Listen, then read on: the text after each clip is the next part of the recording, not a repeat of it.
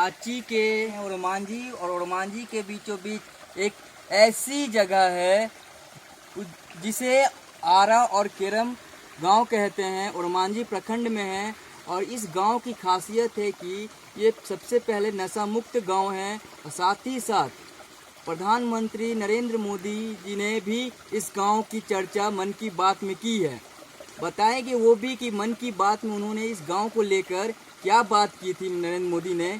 और उसके बाद ये भी बता दें इस गांव में कुल 700 लूज बोल्डर से ये जो झरना है वो बनाया गया है कि खेतों में पानी जाने के लिए, सिंचाई के लिए, पानी के लिए जा रही है।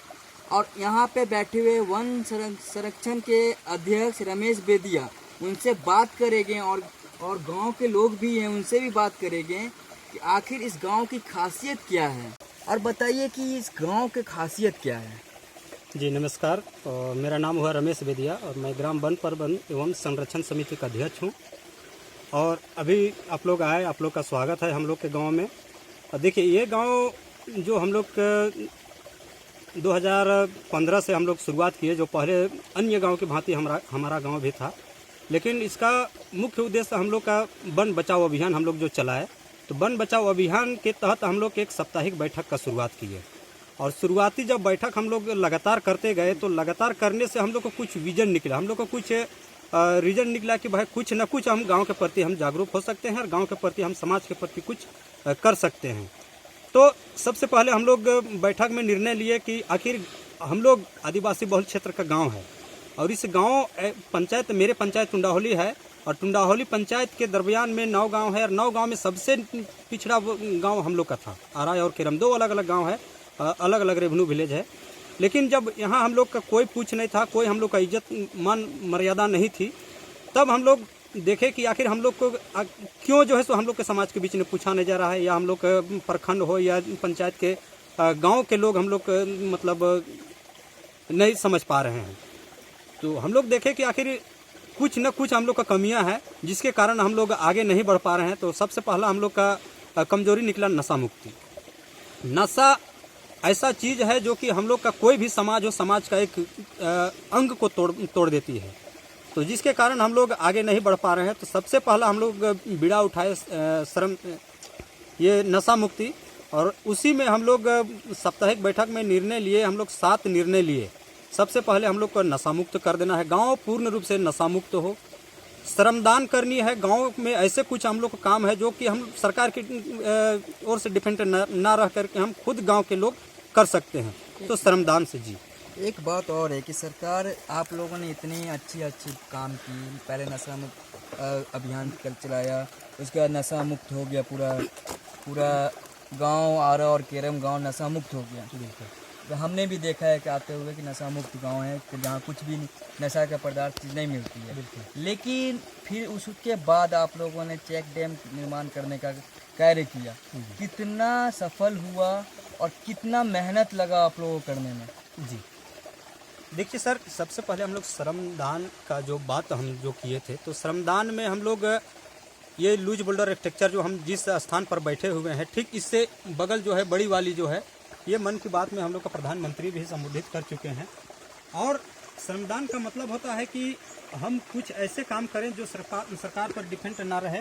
और श्रमदान से हम गांव की सफाई करते हैं, उसके बाद पानी संरक्षण की काम करते हैं, जल संरक्षण की काम करते हैं, वन प्रबंध की काम करते हैं। तो ऐसे श्रमदान से हम लोग ये जो लूज बोल्डर स्ट्रक्चर है, जो पिछले साल लोकसभा की चुनाव हो रही थी, आचार संहिता लागू था, उस समय हम लोग देखे कि सरकारी फंड से हम लोग का 3 महीना या भी कोई काम नहीं होगा, क्योंकि आचार संहिता लागू है। तो क्यों ना हम लोग गांव को सूखा मुक्त घोषित कर दें, क्योंकि हम लोग गांव को नशा मुक्त घोषित कर दिए हैं और नशा मुक्त घोषित करने से हम लोग को काफ़ी फायदा हुआ है, शिक्षा से लेकर के स्वास्थ्य तक हम लोग का फायदा हुआ है। तो हम लोग सोचे कि गांव को सूखा मुक्त घोषित कर दें। और जो पहाड़ में जितने भी नाले हैं, छोटे से बड़े नाले हैं, ये हम लोग का पहाड़ लगभग 400 एकड़ एरिया में फैला हुआ है। तो 400 एकड़ एरिया में जो फैला है, तो ये सभी नाले को हम लोग लूज बोल्डर स्ट्रक्चर, जो पत्थर जो इधर उधर पड़ा हुआ था, बेकार का था, तो उसको हम लोग एक लाइन बिछा करके हम लोग इसको बेहतर ढंग से हम लोग बेहतर सजा ढंग से दिए जी। ये आपको अपने सहयोगी को कहना चाहेंगे कि ये जो बोल्डर पे, जिस बोल्डर पे हम लोग बैठे हुए हैं, वो दिखाने का कोशिश करें और ये दिखाएं कि किस तरह से ये लोगों ने एक अच्छी पहल करके चेक डैम का निर्माण किया है। कुल 700 बिल्कुल 700 चेक डैम का निर्माण किया है, जिससे खेतों में पानी आराम से पहुंच सके। गांव के कुछ 2 लोग भी हैं, उनसे भी बात करते हैं कि आखिर जब इतनी बड़ी बीड़ा उठा, इतनी बड़ी आप लोगों ने बीड़ा उठाया, तो कितने लोगों ने सहयोग किया? कुछ लोग हो गए कि इसे बेकार मानते हो गए, तो आप लोगों ने किस तरह से आप लोग आगे सहायता किया? जोहार, मेरा नाम तुलसी वेदिया हुआ, मेरा गांव केरम है। देखिए, हम लोग शुरू में जब नशा मुक्त के जब बात हम लोग रखे, कोई भी काम करने की थोड़ा सा परेशानी तो होती है, लेकिन धीरे धीरे हम लोग सभी को समझाते गए। आज ऐसा हो गया कि हमारा गांव पूर्ण रूप से नशा मुक्त हो गया। जब नशा मुक्त हो गया तो हम लोग का दिमाग कहिए कि एकदम मन स्वच्छ हो गया और स्वच्छ उसमें हम लोग सोचने लगे। हम लोग सरकार के द्वारा जो कहा जाता है कि ग्राम सभा महीने में होने चाहिए, लेकिन हम लोग साप्ताहिक करते हैं। अच्छा, आप बताएं, आपने कहा कि नशा मुक्त हो गए, उससे पहले कितने लोग थे जो नशा का सेवन करते होंगे? कुछ लोग थे होंगे जो अब उनकी हालात कैसी हैं? देखिए, हमारा गांव पूरे के पूरे नशा में डूबा हुआ रहता है ना। नौजवान से लेकर बूढ़ा बुजुर्ग सभी लोग नशे में थे, और नशा होने के बाद ही कोई भी त्यौहार आता था तो लोग सप्ताह भर या 15 दिन तक नशे में रहते थे। आज क्या हो रहा है कि हम जब नशा छोड़ दिए तो हम अधिकतर काम में ध्यान देते हैं। खेती में, या मुर्गी पालन हो, या गाय पालन हो, या बकरी पालन हो, सभी लोग अपने अपने काम में रहते हैं। मतलब हम लोग फ्री टाइम या फिजूल टाइम कहीं पर हम लोग नहीं देते। इसका मतलब कहने का मतलब है कि ये लोग नशा मुक्त जो पूरे गांव हुई है, आरा और केरम, इससे एक फ़ायदा इस गांव वालों को मिली है कि सभी कोई अपने नशा छोड़कर अपने अपने कामों में लग गया। एक युवा लड़का है, उनसे बात करते हैं। जब आप कहीं जाते हैं और आरा और केरम की बातें होती होगी, तो आपको कितना गर्व महसूस होता है? नमस्कार, मेरा नाम हुआ दिवेश्वर वेदिया। मैं कहीं भी जाता हूँ या कोई भी लोग जाते हैं तो मुझे आरा और केरम नाम से इतना गर्व होता है और मन इतना चंचल हो जाता है कि मुझे खुशी जाहिर दूसरे लोगों को बताने से, और हमारे पास लोग आते हैं और कुछ मेरे बातों को सुनने का और सीखने का प्रयास करते हैं। और मुझे ऐसा लगता है कि जब हम लोग जिस तरह से हमारे सहयोगी गांव के बताए अभी, और नशा से हम लोग, जैसे मेरे जैसे युवा लड़का सब सारे लोग नशा करते थे, लेकिन अब मुझे क्या आप नशा करते थे? हम नशा नहीं करते थे सर।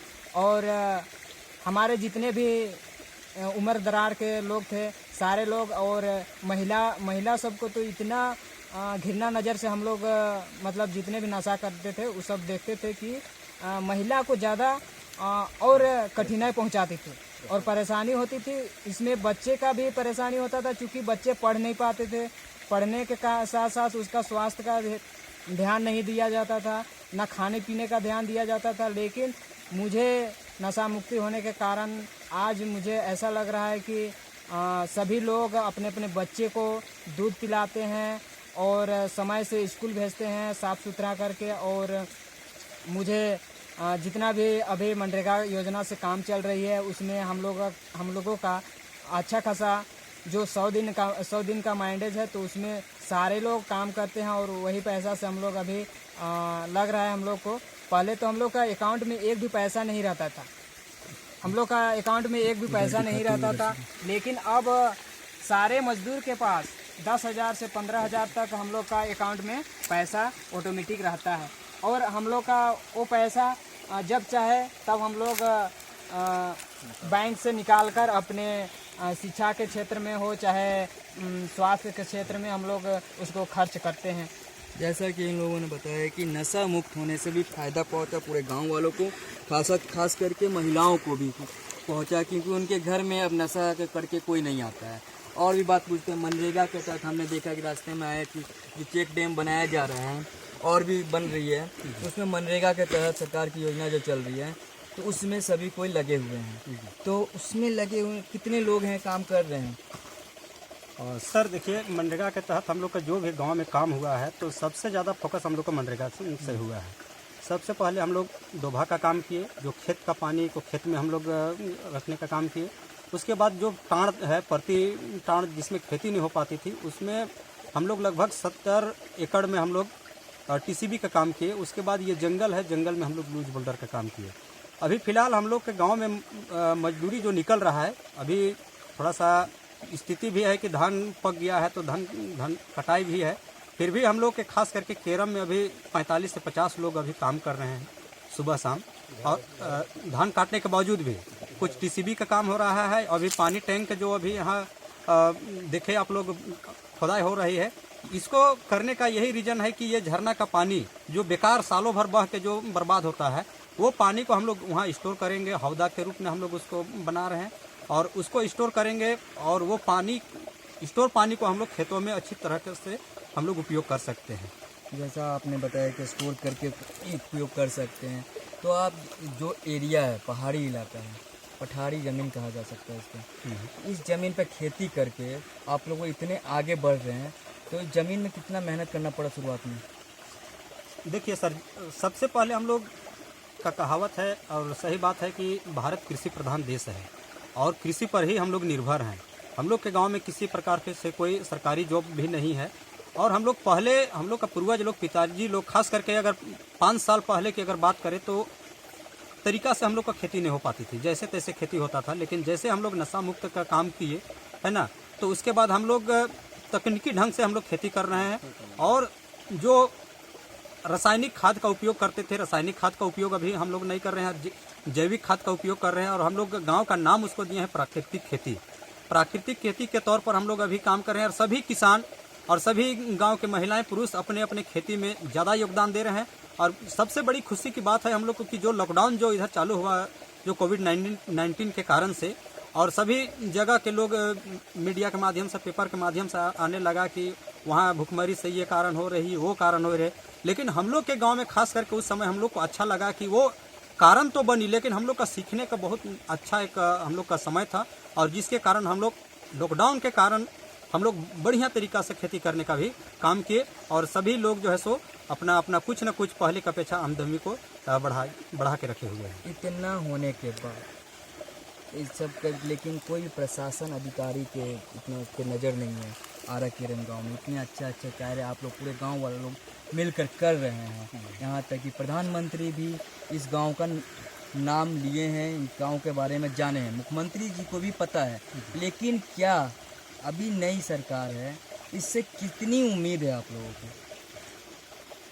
सर देखिए, हम लोग का सरकार से वास्तव में कि सभी लोग एक उम्मीद जगा करके बैठे रहते हैं और समय आती है तो हम लोग भी चाहते हैं कि कोई ऐसा सरकार हो जो कि हम लोग जैसा एक पहाड़ी क्षेत्र के, हम लोग आदिवासी बहुल क्षेत्र के लोग हैं और उम्मीद जताते हैं कि भाई कोई ना कोई हम लोग का ऐसा सरकार आए और हम लोग का आवाज़ को सुने, हम लोग को गरिमा को समझे, हम लोग का जो दुख दर्द है उसको समझे। और इसी तरह से सभी गांव, जितने भी झारखंड के गांव हैं, और वैसे गांव को मतलब एक आगे बढ़ाने का काम करें। तो ऐसा सरकार अभी तक से हम लोग के बीच में नहीं आ पा रही है। और अभी जो सरकार आई है, हेमंत सोरेन की सरकार आई है, एक आदिवासी सरकार है जो कहते हैं कि मूलवासी की सरकार है, इससे क्या उम्मीद है आपको? हम लोग का यही उम्मीद है। मैं ज़्यादा बात तो राजनीतिक तौर पर नहीं जानता हूँ कि क्या है नहीं है, लेकिन हम लोग से यही अपेक्षा है हेमंत सरकार से कि जो हम लोग का भी गांव जैसा आदर्श गांव हम लोग अपने आप में बना रहे हैं, सभी जगह जा कर के इसी तरह से गांव को एक अच्छी शिक्षा दे, अच्छी नई दिशा की ओर ले जाए। और ख़ास करके हमको उम्मीद है कि जो अभी खूंटी जिला में दीनदयाल ग्राम स्वावलंबन योजना एक योजना चल रही है, तो इसी तरह से हम लोग गांव का जैसा 2 दीदी को रखे गए हैं, वहां पर 24 घंटा उस दीदी वहां पर काम करती है। और सभी झारखंड के जितने भी गांव हैं, कोई ऐसा गांव ना छूटे जो एकदम उस गांव में चाहे पानी की समस्या हो, बिजली की समस्या हो या शिक्षा की समस्या हो।